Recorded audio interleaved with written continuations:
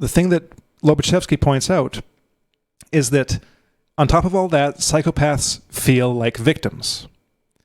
That there is a victimhood at the bottom of their activity in political endeavors.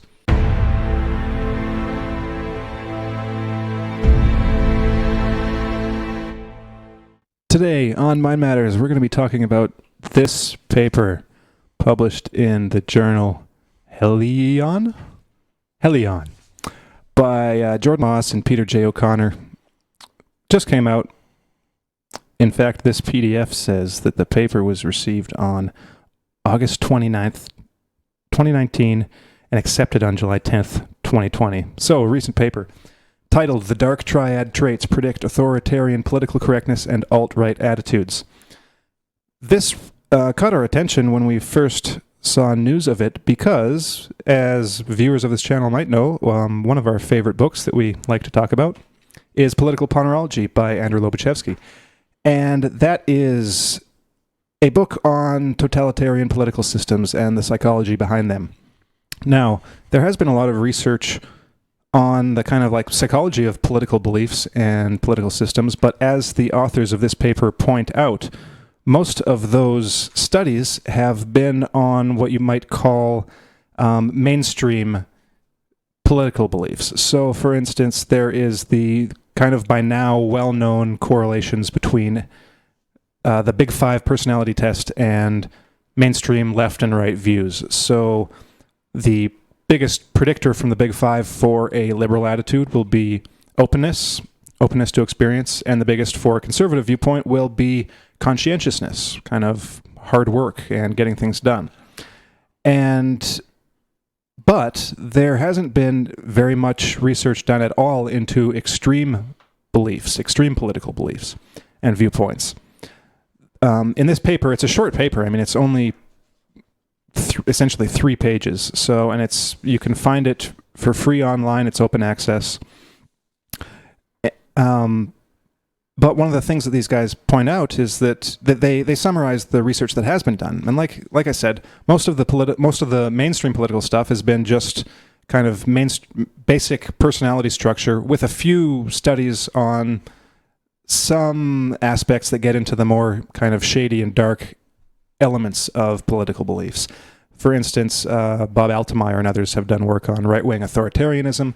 There's been some research lately on so-called left-wing authoritarianism, still kind of murky, and only 1 or 2 other studies that have looked at specifically these dark triad traits in relation to politics. So there was one study, for instance, that found a link between, I'll go from memory, psychopathy and conservatism,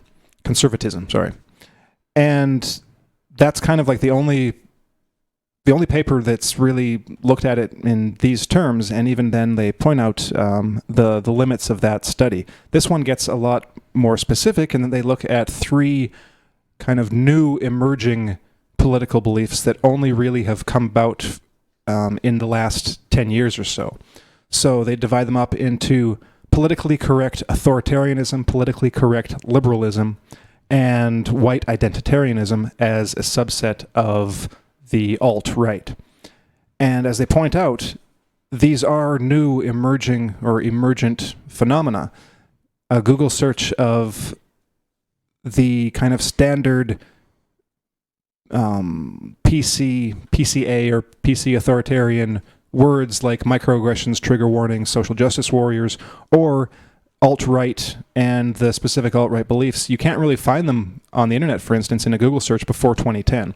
It's only been in these last 10 years that they've really come to prominence.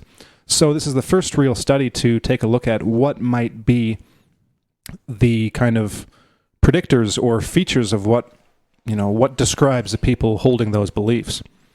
And so they did this study comparing basically a survey of around 511 people and testing their beliefs according to these 3 political mindsets, and then correlating that or seeing what the correlations are with the Dark Triad. Now, if anyone's not familiar with the Dark Triad, these are psychopathy, narcissism, and machiavellianism.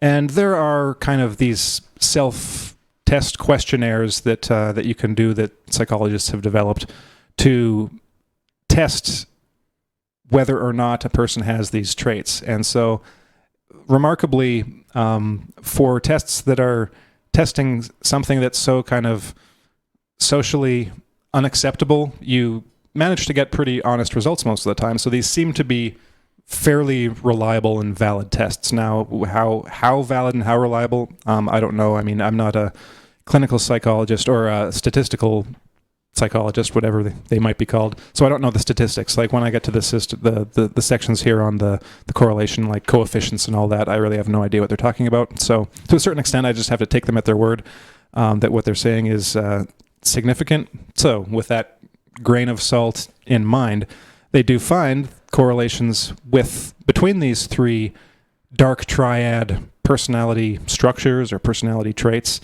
and certain of these new emerging political belief systems or belief sets. Well, Harrison, maybe just a quick kind of outline of what the Dark Triad consists of, just to flesh it out and remind folks listening what they are. The first, narcissism, characterized by grandiosity, pride, egotism, and a lack of empathy. Machiavellianism, characterized by manipulation and exploitation of others, an absence of morality, unemotional callousness, and a higher level of self-interest. Psychopathy is characterized by continuous antisocial behavior, impulsivity, selfishness, callous and unemotional traits, and remorselessness.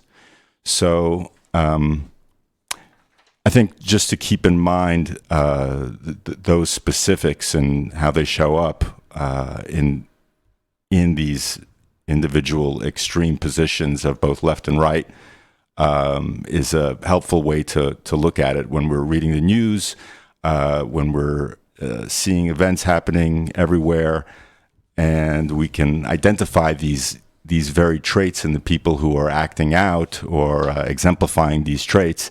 We can kind of see where all of this is going and why, in fact, the Dark Triad prominence in the types that we're going to describe today is so prominent.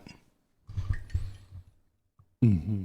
Well, one thing I forgot to mention, it wasn't just the Dark Triad, it was also an entitlement survey or questionnaire. Mm-hmm. So, and entitlement is or can be a trait of narcissism, but it seems, again, based on just what I am able to read about these surveys, it seems probably to not, like, if you were to measure a whole bunch of people with this narcissism test, with this Dark Triad test, it wouldn't be a perfect correlation with the entitlement test. So it seems to me probably that the entitlement test is measuring something slightly different, or something that might just overlap with narcissism. But what they found, again, like I said, were some significant correlations. Before I get to those, before I get to the shocking results of this study, I just want to look at a few of the things that stood out for me in this paper, first in the introduction. So, first, just a description of the difference between political correctness authoritarianism and political correctness liberalism. They, for the purpose of this paper, define political correctness as a set of related attitudes characterized by the desire to avoid offense and avoid disadvantaging certain groups in society. Now, the liberal version of this, so not the authoritarian one, argues for the removal of ostensible social and emotional barriers of disadvantaged peoples. Whereas the authoritarians are primarily concerned with physical and psychological safety. And a core aspect of politically correct authoritarianism is a belief that aggression and force are appropriate methods to achieve these ideological goals. And white identitarianism, I mean, everyone's heard of the alt-right, for the past 4 years. So I don't think we really need to get into that. Basically, it is what you think it is. And if you need a bigger description, then read the paper. The one point that they make, in defense of why they're conducting this study in the first place is that the traditional Big Five personality predictors don't account for these beliefs. So they factor that in to see, okay, well, is there a personality predictor that will, from the Big Five, that will predict like PCA, PCL, or white identitarianism? The answer, according to these guys, is no, that is not the case.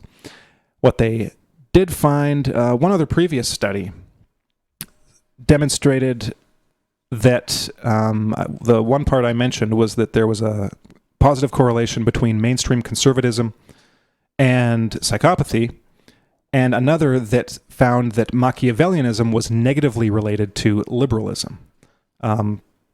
Seems to make sense in a kind of intuitive way. I mean, that's probably what I would have predicted.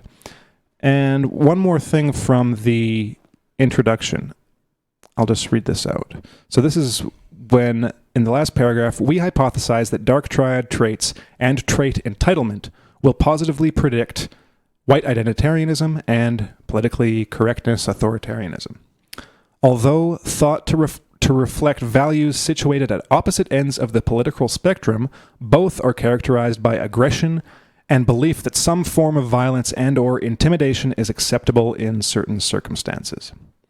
So they do the test, find their people, whittle it down, account for age, gender, education, ethnicity, Big Five, all that kind of stuff. And that leads to the results. Basically, psychopathy, or overall the Dark Triad, they found what they expected to find. Dark Triad was associated with both politically correct authoritarianism and white identitarianism, but not with politically correct liberalism. Now, this kind of makes sense, but we'll get into the details of why it's, why I think it's such an insidious phenomenon, because yeah. Well, does anyone want to say anything before I get into why this is so insidious? Well, no, maybe. I did kind of want to just talk a little bit more about the difference between the politically correct liberalism and the politically correct authoritarian. Sure. Just using two different questions that try and isolate the different beliefs of these two subsets of the political correctness movement. And so the liberal belief is that there are no biologically based differences in personality, talent, and ability to reason between racial groups, which is, that's a very liberal belief. It's a reason why researchers who research, these biologically based differences kind of are subject to cancel culture. But it's a compassionate belief. It's one that wants, egalitarian society. But the politically correct authoritarian belief is that when a charge of sexual assault is brought forth, the alleged perpetrator should have to prove his or her innocence. And this is where you start to see the desire to the warping of our, the legal system, and the idea that you're innocent until proven guilty for the purposes of whatever, just crushing opponents and what have you. But it's interesting because in the paper, there's this idea that compassion kind of frames the entire politically correct movement.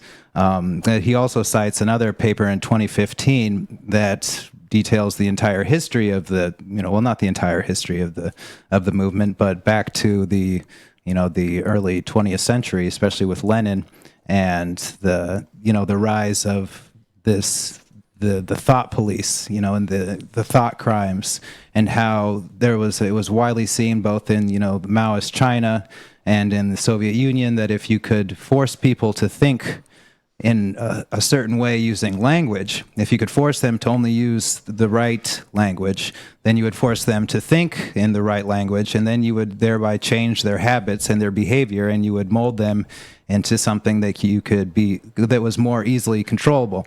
And that doesn't sound very compassionate to me. So I think that there is a split there, that the politically correct liberal, for whatever reason, I mean, they believe these things. They're very nice. I personally probably believe them myself, that there are no biologically based differences in between races, in the sense that would make them less valuable, that anybody is inherently less valuable of a human being because of their race or ethnicity. I have that belief.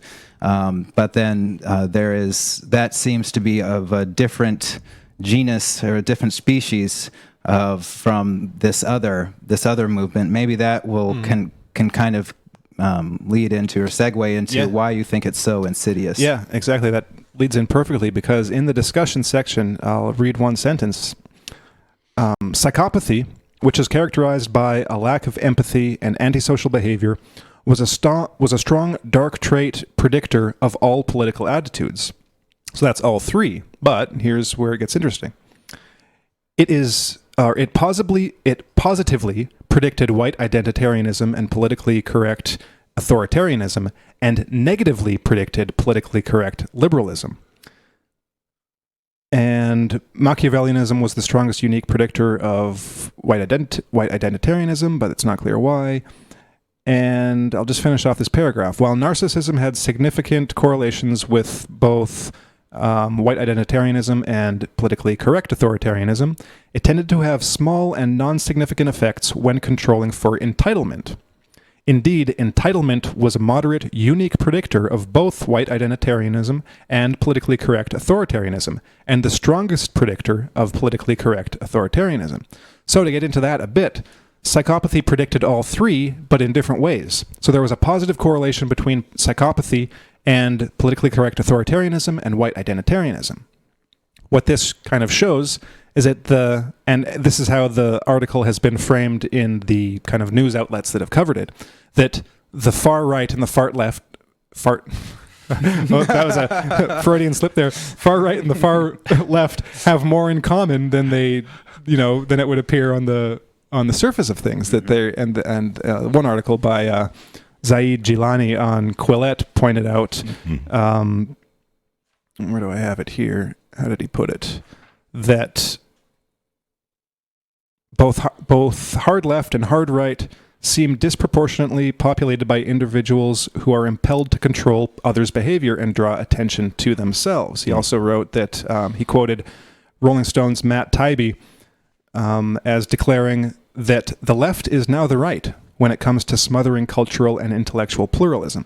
So you see, this is why the anti-SJWs come out and say, oh, well, the anti-fascists are the real fascists, and the anti-fascists deny it and say, no, we're anti-fascists, that means we can't by definition be fascists. It's because, well, that might be a technically true statement on the face of it, just using like the surface definition of words, but when it comes down to their actual personality structure and what they actually do, they do have more in common with fascists than their opponents do, or some of their opponents. The opponents that are anywhere, to the left of the white identitarians. So anyone in the kind of mainstream conservative or the center or even the liberal left. Basically for anti-fascists, anyone to the right of them, so anyone to the right of Mao or Lenin is a white identitarian fascist, and they're the only ones that aren't. But actually they have more in common with the far right than they think, or that people are willing to admit. And the other interesting thing in this is that psychopathy is negatively correlated with politically correct liberalism. So this gets into what you were saying, Corey, about the liberal beliefs, and even the ones, and I haven't looked into all of the features that they associate with politically correct liberalism, but I get the impression it isn't that political mindset or set of beliefs isn't strictly kind of mainstream liberalism. Well, it's becoming more mainstream as as things progress in our society, but it is still a pretty extreme set of ideas.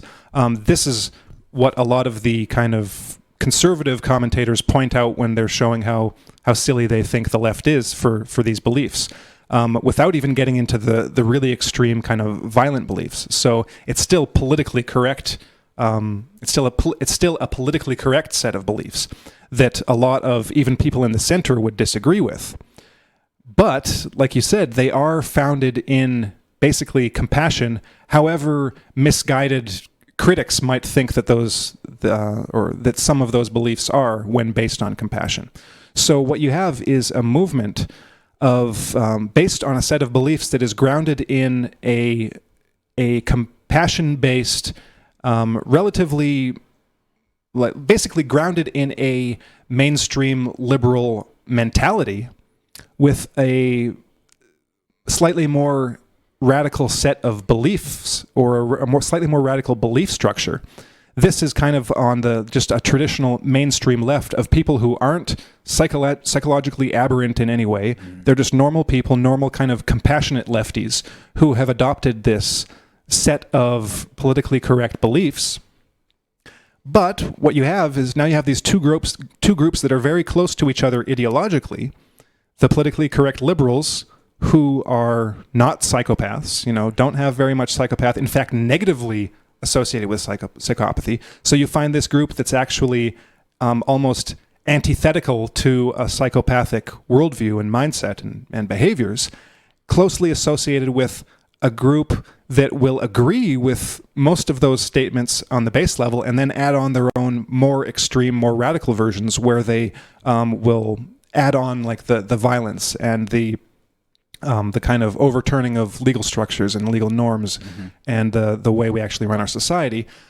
So this is why I think this is the insidious nature of it, and it's the same reason why Mao's revolution in China and the Bolshevik revolution in Russia were so dangerous, is because you had a belief system, a belief structure, a political system, a political structure, political ideology that was geared towards the compassionate, progressive segment of humanity, those who see that there's something wrong in the world, whether those problems are real or exaggerated or not even real in the first place. That doesn't really matter when you're looking at it at this level of analysis. These are the people that actually basically care and want things to change.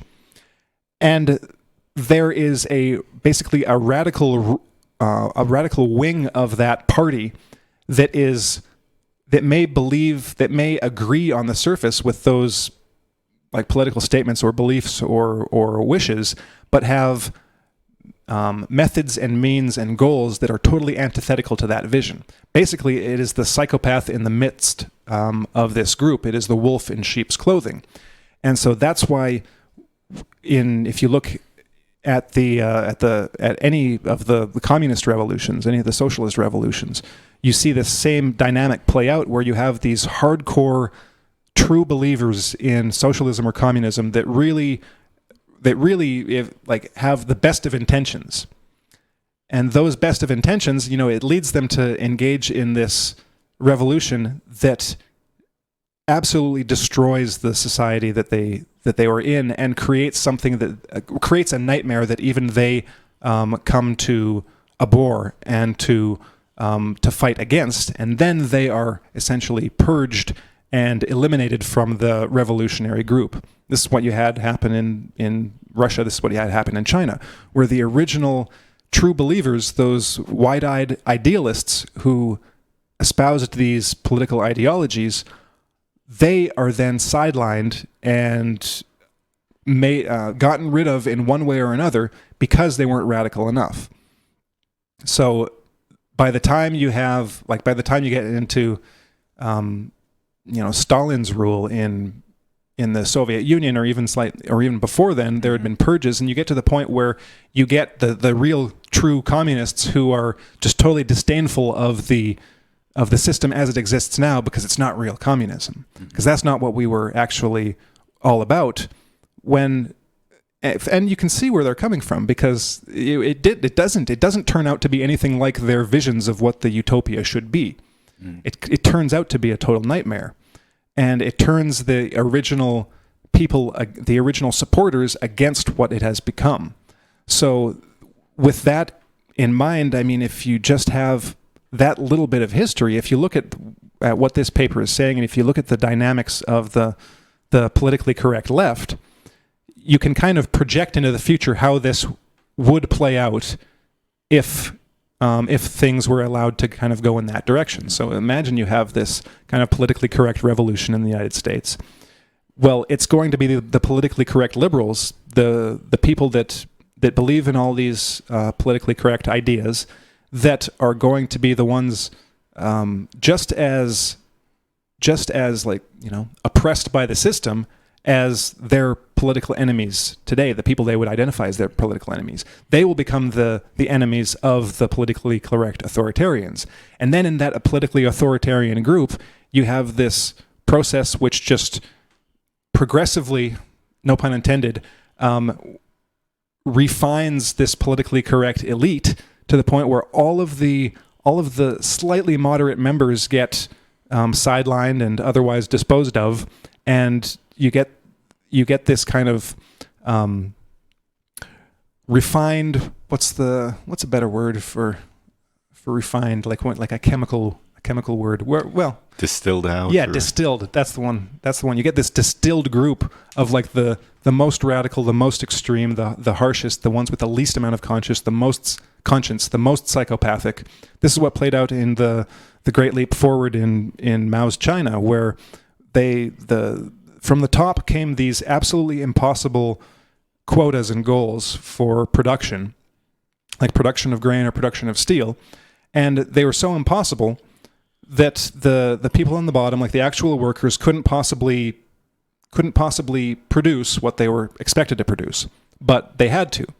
So what you had was there was a lot of fudging of the numbers going on, saying that they produced more than they could, and as they couldn't, or as they didn't meet their targets, there was just this progressive purging of all these elements, like several times over those like 4 years, where the people that couldn't get the job done were removed, and they were replaced by people who were even harder, even harsher, even more psychopathic. Like so they're basically replaced by like absolute like maniacal slave masters who tried their hardest to make sure these impossible goals got met. But it was a complete recipe for disaster, because this is the conclusion I've come to from just reading this account of the Great Famine, the Great Leap Forward, is that this is the perfect recipe for producing a kind of politically correct authoritarianism, or on the right, whatever you would call it on the right. It doesn't have to be white identitarianism, but just a far right version is that at least one method is to create an impossible set of demands that comes from the top. And to have that person at the top, like in this case Mao Zedong, like a total egotist. I don't think even necessarily that Mao Zedong was a psychopath. I just think he was a total egotist. He couldn't admit to being wrong, and even when he was wrong, he would then blame someone else or come up with an excuse of how he wasn't really wrong, but he was actually right, even though there was this evidence that he was actually wrong. It was this mental gymnastics that he was able to go through in order to always be right, and his plans had always been right, even when confronted with like facts from his own party and from his own supporters that things weren't working out. He always had an excuse. When you have a person like that in charge, whether it's Stalin or Mao, and when you have these impossible goals, then that process that's going on all down the food chain, the only way that it can progress is exactly how it did, where the more moderate people are removed and sidelined. So the people that actually see that this isn't working, there are problems here, they try to tell the people above them, and where's that going to go? Well, we have our goals, we have our quotas, you have to meet them. And then if they persist and their voice is actually heard, what actually ended up happening is that the people at the top, Mao and his strongest supporters, who would always tell him he's right and acknowledge that he was right. Well, then how do you reconcile the two? How do you reconcile the fact that Mao is right and that there is this great production and this great capability and everyone else is producing, right? Because all the numbers that they're sending sending us say that they're producing way ahead of what we even expected. What do you do with this guy, or what do you conclude about this guy who's saying, "Oh, we can't just do it; it's impossible"? Well, he was a counter-revolutionary. He was a rightist. He was an enemy of the revolution, trying to sabotage the Great Leap Forward. So that guy gets eliminated. Everyone like him gets eliminated. Everyone out him gets taken out of the chain of command, to the point where all you have are yes men, and the people willing to enforce that yes man attitude and enforce those impossible quotas, which just makes life miserable for everyone underneath. And a lot of the times Mao wasn't even aware of what was going on. He did become aware of it, eventually, and that's when he blamed all. When one of his top guys that he really trusted finally did his own investigation and found out all this stuff was true, that people are starving all over the place, no one has food, no one has shelter, no one has clothes in the province that this guy lived in and came from. Finally, Mao listened to him and said, "Oh wow, there is a problem," and that's when he blamed it all on kind of counter-revolutionaries. It's like, "Oh, I can't believe that the petty bourgeoisie managed to take power again. How did they manage to infiltrate the party?" Well, they were following his goals. They weren't bourgeois that had infiltrated the Communist Party. They were who they'd always been, idealistic supporters of the revolution, just trying to meet the impossible goals, but they got labeled as such. So just total insanity. Yeah, total insanity, and something to some great degree, I think, that we can see unfolding in the U.S. right now with this kind of radical political leftist movement towards equality and via COVID-19 policies and just this political movement that exists in its own echo chamber, that has plans for everything green, that refuses to look at the studies and the history and the thinking that proves that many of their policies simply do not work, will not work, are leading the U.S. towards disaster. And yet they are absolutely adamant that they're correct, that they're taking the high ground. And in the meantime, we have a slow motion disaster in our major cities, in I think what's going to happen when the economy ultimately crashes and things are reset to take a more green point of view, so to say, by people who are in positions of power.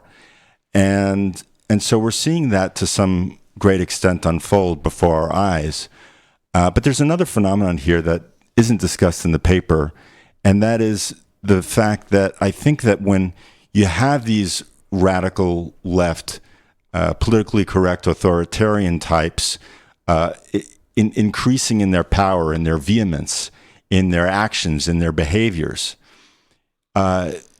it has a tendency of causing in those who are on the right or closer to the far right their own reactionary tendencies and their own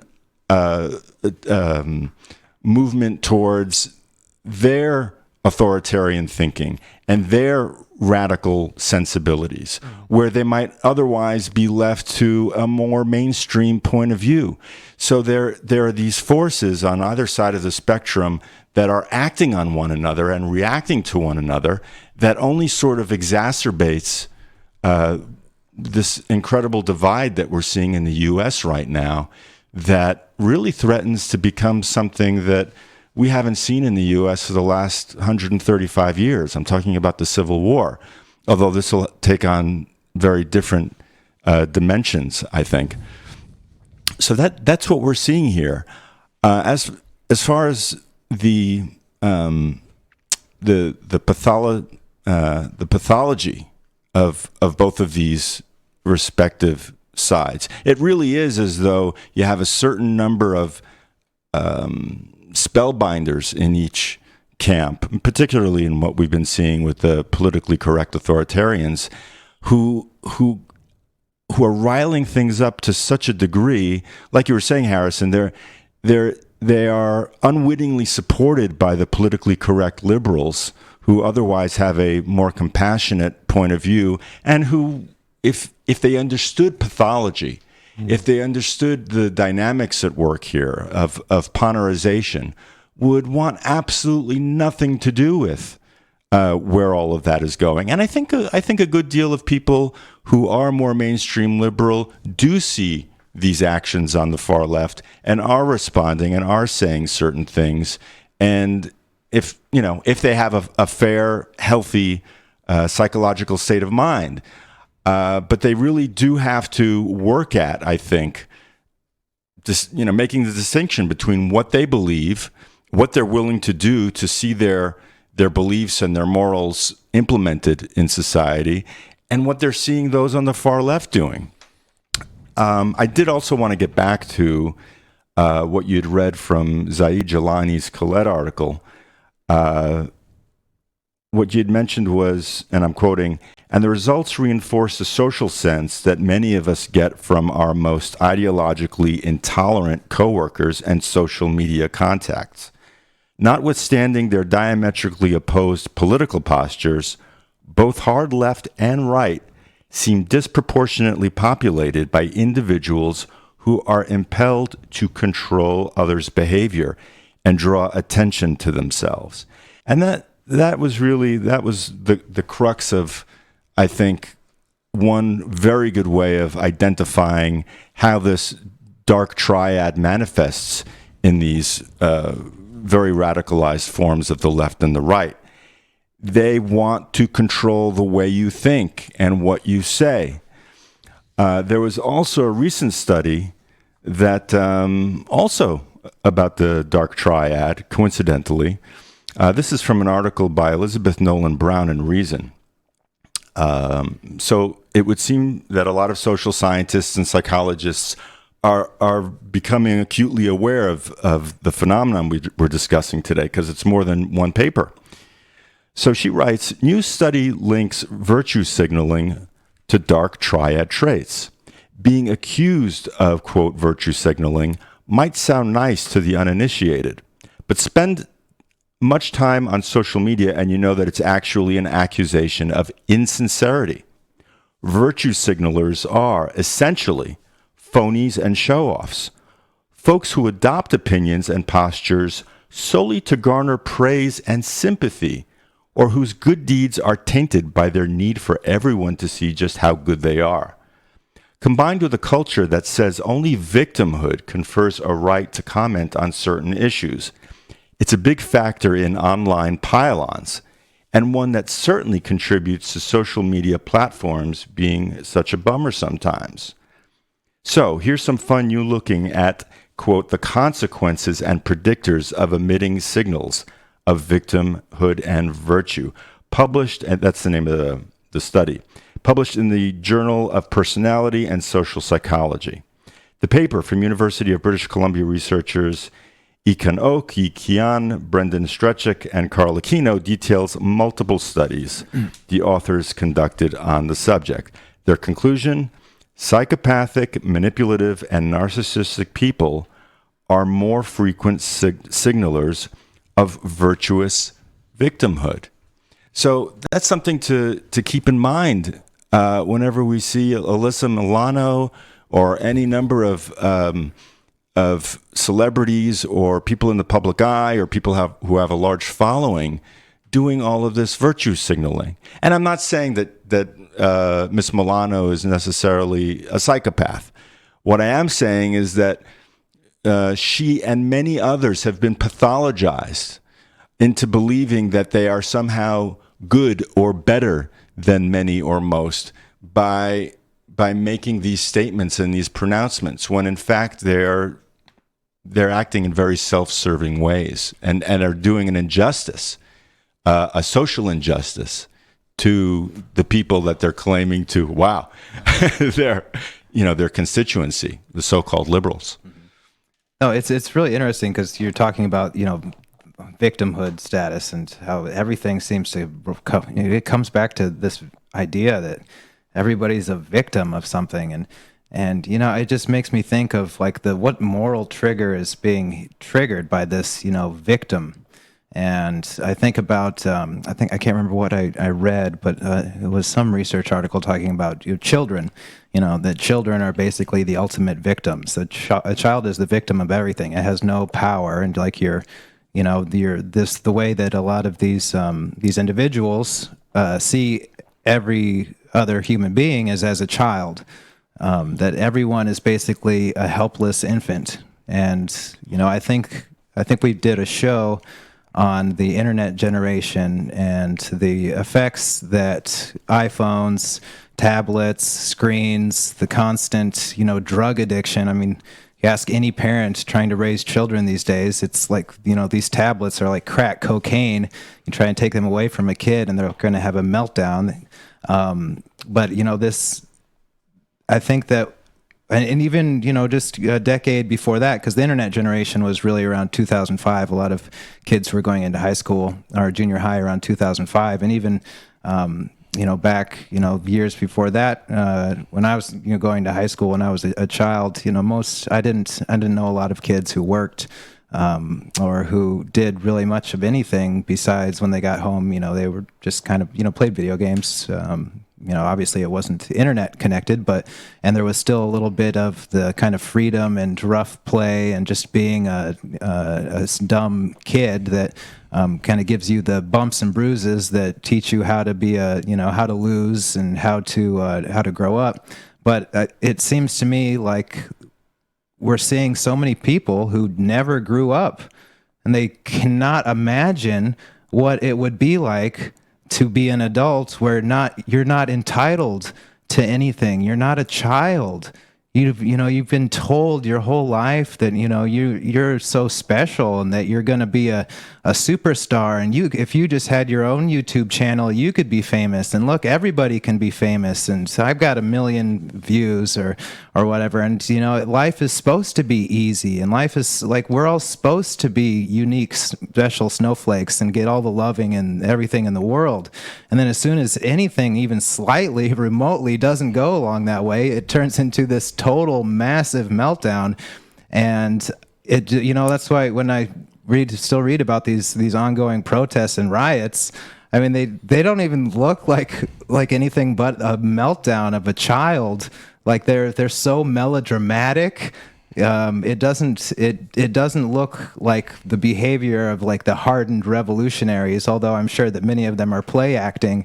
And to become that, because that's why you play, is so that you can become what you're playing at.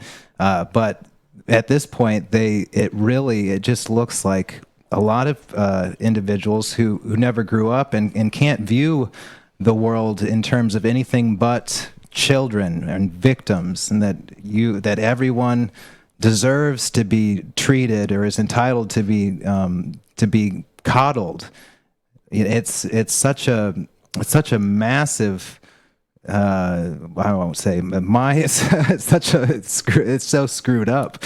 But that's what I think of when you're reading about the virtue signaling and everything, because a lot of this I think happens on an unconscious level, and it's I think it is a level of different developmental stages being kind of thwarted or not met, or being overly sensitized to things because you didn't really get a thick enough skin for whatever reason. I know that that's just one dimension to this whole politically correct mentality, but I think that it's one that it can't be ignored because it's so widespread, and it's so deeply ingrained in the generation that's coming up, and a lot of the individuals who are doing this, a lot of the people who are getting into cancel culture and who are swarming on Twitter and social media in order to take people out. I mean, a lot of them have that. This has been their life, and they don't really know much of anything else. They don't know how to be an adult, is what I'm saying.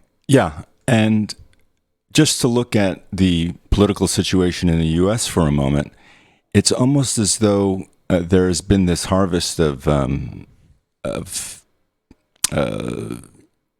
what was the term you used, Corey? This kind of self-entitlement and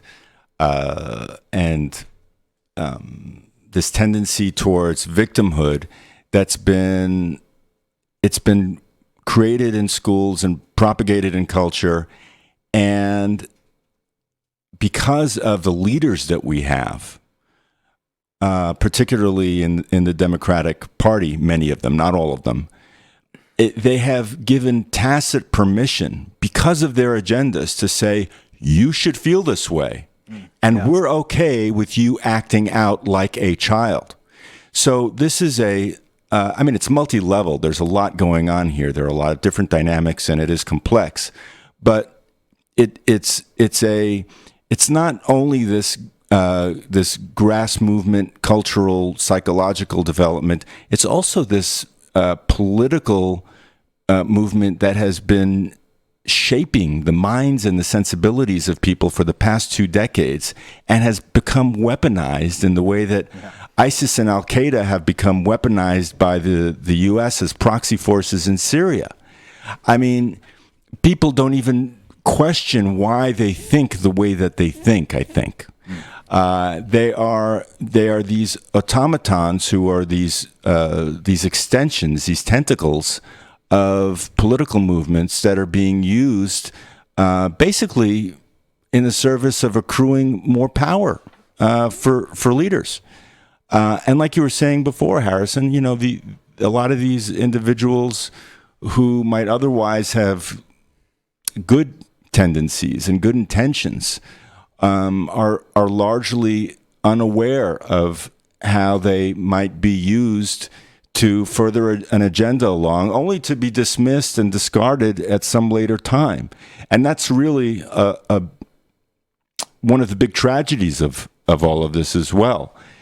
People don't realize that they are food for the moon, that they are that they've become less human in these political goals, that they've become more mechanical, more reactionary, and ultimately a danger not only to other people but to themselves. Mm-hmm. I think one of the most important points that all of this comes around to is this, like you said, Ilan, it is that there is a group of well-intentioned people that are being used, and they're unaware of it. I want to read one last thing from this article and then give a couple comments on it. So the authors write, interestingly, the results indicate that although these attitudes are thought to reflect opposing ends of the traditional left versus right political spectrum, those high in white identitarianism and politically correct authoritarianism are very similar in terms of their dark profile. So that's the point we already raised earlier, but they go on. It is possible, therefore, that dark triad traits do not influence left versus right political orientation in the same manner as the Big Five. That is, openness to experience and conscientiousness predict political left and political right political orientation, respectively, but rather influence the strategies that people use to achieve their ideological goals. For example, right and left-orientated individuals high in trait psychopathy might use similar aggressive means to achieve their goals, despite such methods being inconsistent with traditional, compassionate, left-oriented values. So I think that's a very important point, and there's one thing that that's kind of missing here, that needs to be kind of filled in. It's not just a matter of strategies. I think that's it's partially true. Like you will have, basically what they're saying is that these specific dark triad traits, like psychopathy, narcissism, and machiavellianism, will affect the way in which a radical agenda is enacted, basically through kind of extremism and violence. And then that's kind of obvious on the surface of things. It's kind of doesn't really take much to come to that conclusion. But when we get into psychopathy in particular, there's another angle here that no one really brings up.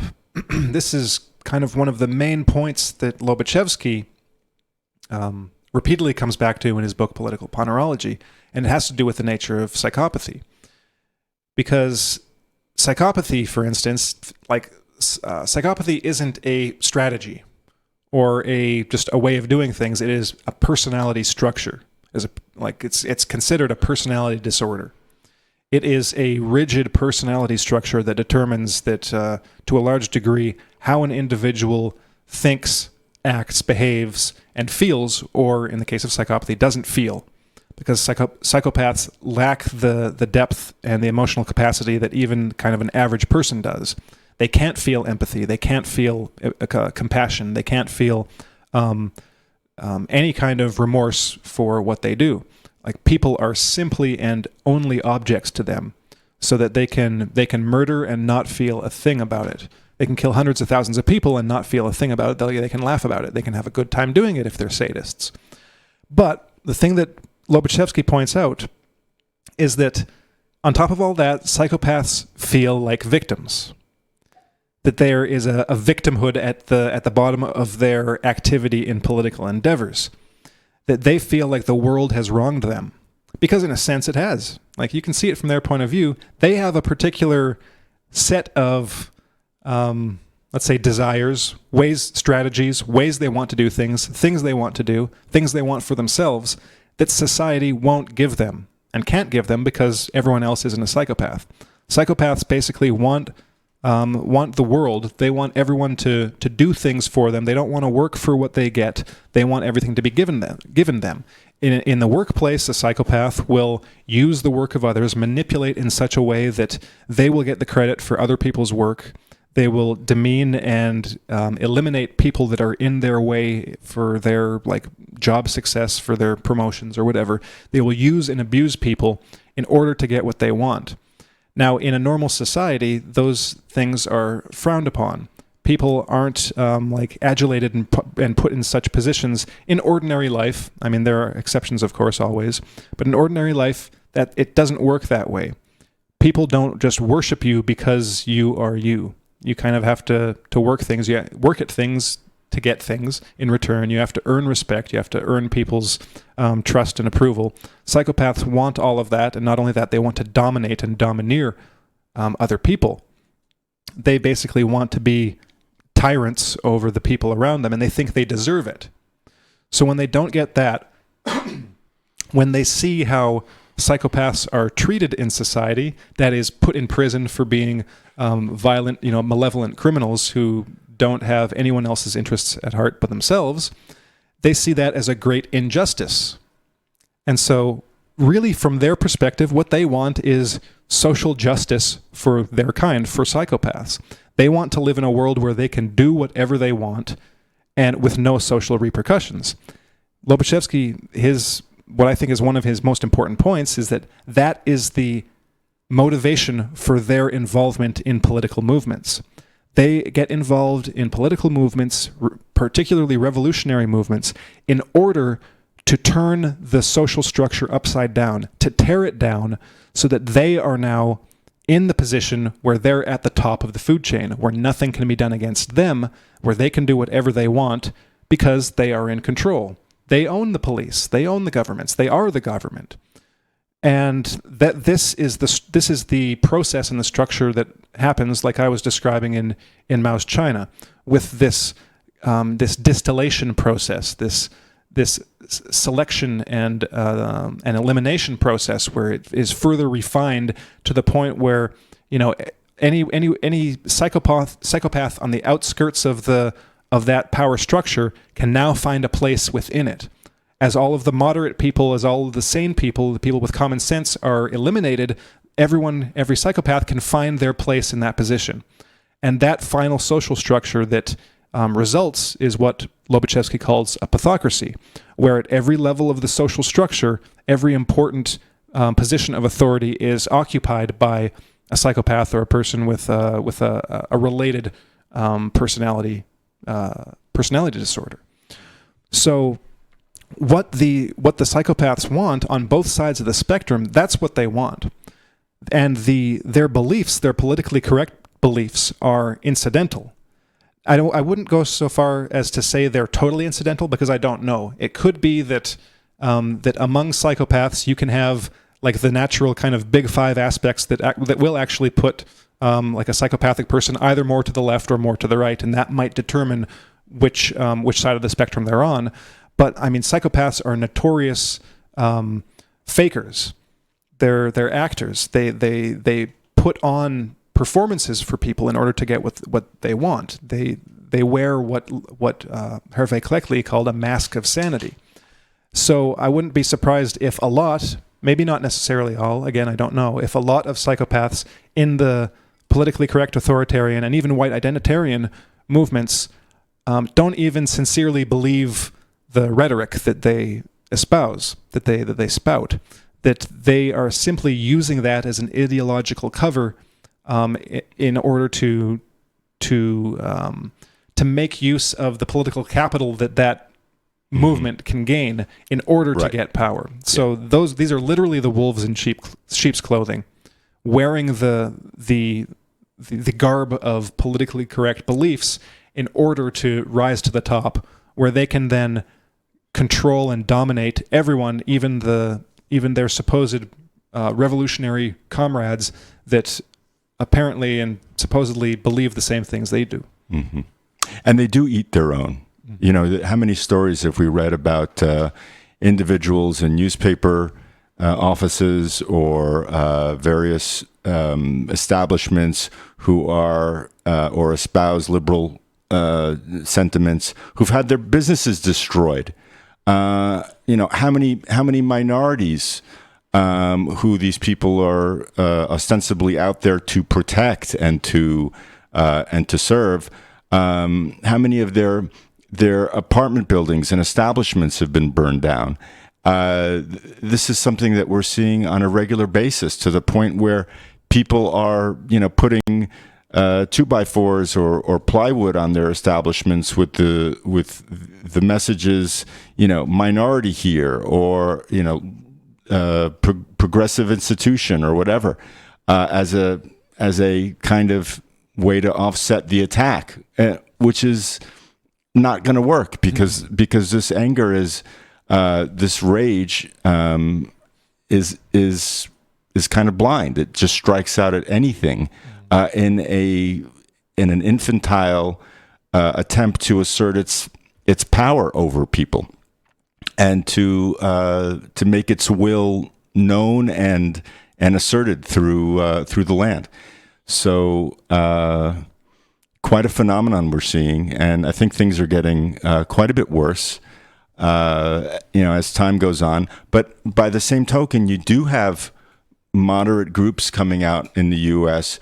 And in Europe too, who've come out and who are outspoken against a lot of what we're seeing.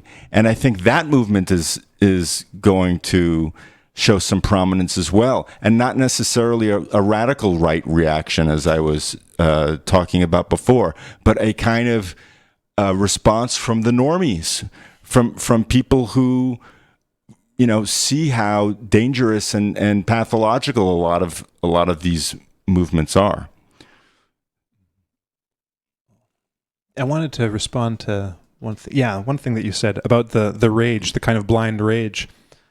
I think there's another aspect to that. I think there is an aspect of blind rage, but I think there's also an aspect of calculation to what's going on, and this I would ascribe to the actual kind of more psychopathic wing of the far left, that actually to some extent knows what they're doing and understands the art of revolutionary warfare. They understand that you have to go after the people that proclaim to be progressives, you know, that are boarding up their business saying, no, we agree with you, don't torch us. That doesn't matter. You have to go after those kind of people too, because the purpose isn't, again, it isn't totally in line with what the beliefs, like what the normal logic of the belief system would suggest to be the goals. There are meta goals, like over and above those sub goals, and one of the main goals of a revolutionary movement inspired by a radical psychopathic extreme on either end of the political spectrum is terror. And that is the means of instilling terror, is that you don't know where it's coming from. You might think that you believe, that you agree, but you might still be a victim of the violence of the radicals on either end of the political spectrum, and that sends a message to everyone else that no one is safe. And that's an essential feature of a pathocratic movement is the use of terror to completely like discombobulate a person's mind and autonomic nervous system, to put them in a state, going back to our previous show, a state of like dorsal vagal activation where they can't do anything because they are essentially in an inner lockdown state. Their autonomic nervous system is on lockdown. What can they do? Because reality stops making sense. It's like things are supposed to happen in a certain way, right? Like the Joker says in Dark Knight Returns, whatever. That things are supposed to happen in a certain way, and when they don't, when the normal categories of like perception and behavior and cause and effect break down, then you're thrown into a world of total chaos where you don't know what works. You don't know what action will save you, and that shuts you down. That's also related to the paranoia switch that Martha Stout talks about in her book. It's like that use of terror and fear has an effect on your very physiology that makes you then incapable of standing up against what is happening. And it then makes it easier for a radical revolutionary group to dominate and to take over. And that's why, and it works, well, it works because they know it works and they know it works, and therefore that's what they do. It is instrumental. It is calculated. It is a type of instrumental aggression, which is one way of categorizing the type of aggression that psychopaths use. It's not necessarily reactive. They don't just get to like blow up in a heat of in an explosion of like reactive anger to what someone does. They're instrumental about it. They're manipulative about it. They're like, okay, if I scream at this person for no reason or for this reason or say it's for this reason, it'll have this effect on them. They will react this way emotionally, which I think is funny because I don't really understand why they react that way, because I don't. But I know it works. I know it's an effective way of manipulating a person. I know if I do this, this, and this, that they will get into such a state where they will do what I want them to do. And that's really all aggression or violence is for a psychopath. It's strictly instrumental. It's like, oh, if I do this, I get what I want. It's like, so it's the total opposite of someone more of a traditional leftist orientation who might say, oh, if I'm nice to this person, they might do something nice for me. Well, and they might be like totally genuine about it. Well, it's the same thing for a psychopath, but on like the kind of like bizarro world version of the planet. If I'm nice to this person, if I pretend to be nice, I might get what I want. And if not, I can just totally destroy this person and ruin their life. Doesn't matter to me. Either way, I might get what I want. Then you add sadism on top of that, and that's a whole other story, because I don't think all psychopaths are sadists. They don't all enjoy hurting other people. It's just, like I said, that's just the way they get what they want. But there are sadists who actually enjoy it. And oftentimes this is what I'm pretty sure, I can't remember if there's been studies on this or not. I think there have been, about people who are actually torturers, like in war zones. The people who actually take on the role and the job of torturing other people are often sadists. They often enjoy doing it. And that's an aspect of serial killing as well. A lot of serial killers actually enjoy what they do. Like we did that show on Israel Keys. And basically I just want to use that point as a final point to reinforce what I said earlier about the importance of understanding the actual psychopathic mindset. Is that that's the reason that they feel jilted and scorned by society and hard done by, because you take a guy like Israel Keys, that's the kind of epitome and the essence of like psychopathy in its worst form is a guy like Israel Keys. What he would like is nothing more than to live in a world where no one could get him. He didn't have to hide. He could just rape, kill, torture, mutilate, and get away with it. And on a certain level, that is what all psychopaths involved in politics want, to a certain degree. Not to that kind of like, that's almost like a cartoonish version of it, but there are people like Israel Keys. Mm-hmm. And psychopaths, no matter how different they are, whether they're serial killers or not, they all have that same mindset, that same psychology. And so those are the kind of people that are behind instrumental to, or no, inspirational to extreme and radical political movements. Those are the people running them. Those are the people inspiring the actions and inspiring the course of events and the trajectory of those political movements. Mm-hmm. And so just to reiterate what you were saying, Ilan, if, or maybe it was Corey, if the politically correct liberals who are negatively correlated with psychopathy were to ever understand that, they would be horrified. Unfortunately, it doesn't, it's hard to see how they can be with such a kind of, humans are so hard. It's hard to change our minds when we have political beliefs, right? We tend to make excuses for the people on our side, right? Because they're on our side. You find this in all groups, There's a lapse of knowledge right. or awareness of how this actually works. Yeah. So, but who knows? Maybe like Lobachevsky said, if people were to just be made aware of this and to actually just understand it to some degree, maybe that would have an effect, kind of like a mind vaccine. It might. So who knows? It might for some people. But do you have any final thoughts before we end for today? Take your damn mind vaccine. Yes, take that mind vaccine. Yes, this is really good information to take with us going forward as we see these layers upon layers of trauma that a lot of people are experiencing at the hands of, state and local leaders telling you to wear masks and to be content with staying home and socially distancing. Obviously, that's one layer of it. Then there's all this mass trauma that people are experiencing in the form of riots, of being told that they should take the knee, lest they be considered less than good people. We have the presidential election coming up.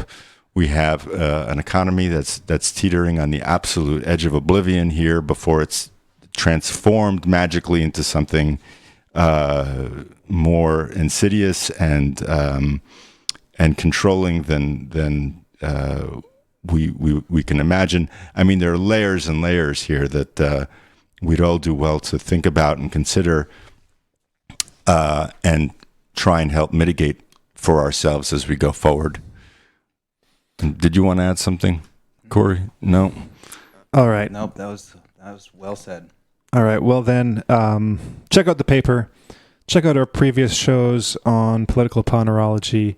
And check out the show we just did on the Gurdjieff exercises, polyvagal theory and first sight theory, because another way of inoculating yourself against the terror of radical political ideologies is to treat your autonomic nervous system well, so that you aren't put into that state of inner lockdown to the point where you can't do anything. Basically, be critical minded, have control over your own reactions to what is essentially a form of psychological terrorism. So, with that said, have fun. Get that polyvagal system going as it should, and take care. We'll see you later. Bye-bye.